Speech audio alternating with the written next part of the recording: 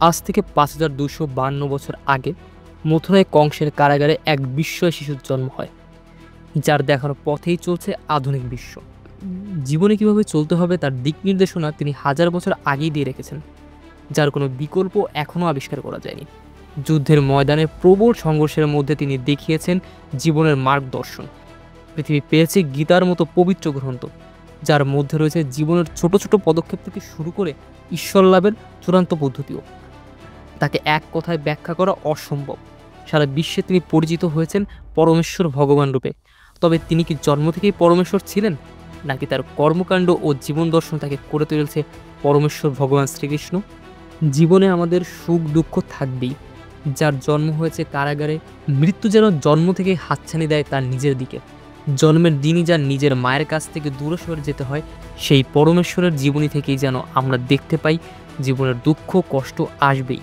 ভগবান শ্রীকৃষ্ণের জীবন দর্শন বলতে গেলে অনন্ত বৎসরকাল লাগবে, কিন্তু আজ আমরা এমন কিছু গুরুত্বপূর্ণ বিষয় নিয়ে আলোচনা করব যা আমাদের এই মুহূর্তে খুব জানা দরকার। আমরা আজ বংশীধারী কৃষ্ণকে নয়, আলোচনা করব একজন যোদ্ধা, একজন শিক্ষক, একজন দার্শনিক কৃষ্ণকে নিয়ে।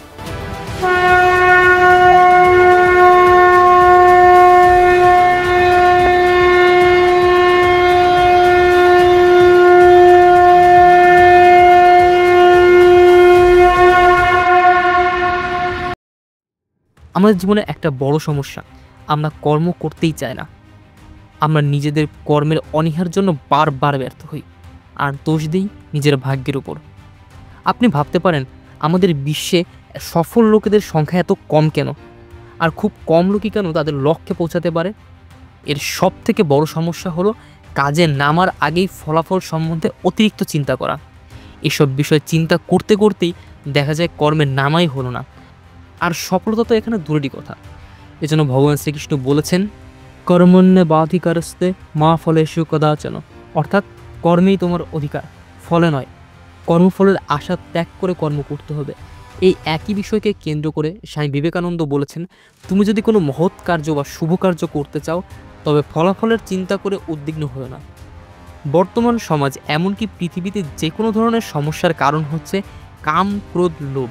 আপনি যে কোনো ধরনের সমস্যার পিছনে এই তিনটি কারণে দেখতে পাবেন, যা 5000 বছর আগে যুদ্ধের ভূমিতে দাঁড়িয়ে বলে গেছেন এক চিরযুবক। কাম, ক্রোধ ও লোভ এই তিনটি নরক প্রাপ্তির দরজা, জীবের নাশকতাই। তাই এই তিনটিকে ত্যাগ করাই উচিত। আমাদের পৃথিবী আধুনিক হচ্ছে ঠিকই, কিন্তু একটা ঝামেলা এখনও সমাধান হয়নি। বর্তমান বাংলাদেশে তো এই সমস্যাটা মাথাচাড়া দিয়ে উঠেছে, আর সেটা হচ্ছে ধর্ম নিয়ে দাঙ্গা। এখন আমি যেই কথাটা বলবো তা আজকের ভিডিওর সবথেকে গুরুত্বপূর্ণ অংশ হতে যাচ্ছে, যা হতে পারে এই দাঙ্গার চিরস্থায়ী অবসান। যে যথামাং প্রবদন্তে তাংস্তথৈব ভজামহম মম বর্তানুমর্দন্তে মনুষ্য পার্থ সর্বস্ব। এর অর্থ, যে আমাকে যেভাবে ভজনা করে আমি তাকে সেইভাবে দেখা দিই।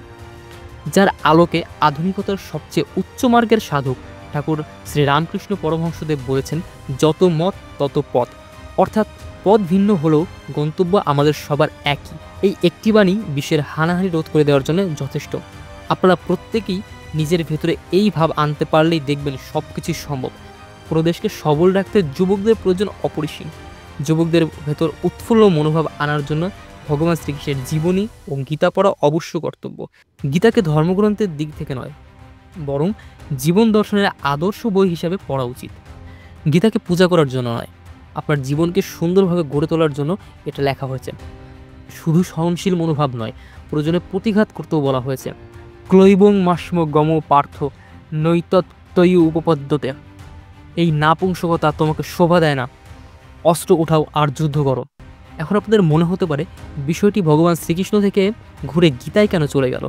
কারণ গীতাই ভগবান শ্রীকৃষ্ণকে জানার সবথেকে উৎকৃষ্ট উপায়। আপনি যদি ভগবান শ্রীকৃষ্ণ ও গীতাকে ভালোভাবে উপলব্ধি করতে পারেন, তাহলে বুঝতে পারবেন স্বামীজির সেই কালজয়ী বাণী, all power is within you, you can do anything and everything. অর্থাৎ আপনার দ্বারা সব কিছু করাই সম্ভব। আজ জন্মাষ্টমীর এই বিশেষ দিনে আমাদের এই বিশেষ নিবেদন। আপনারা সবাই ভালো থাকবেন, সুস্থ থাকবেন। সবাইকে জন্মাষ্টমীর শুভেচ্ছা ও প্রণাম।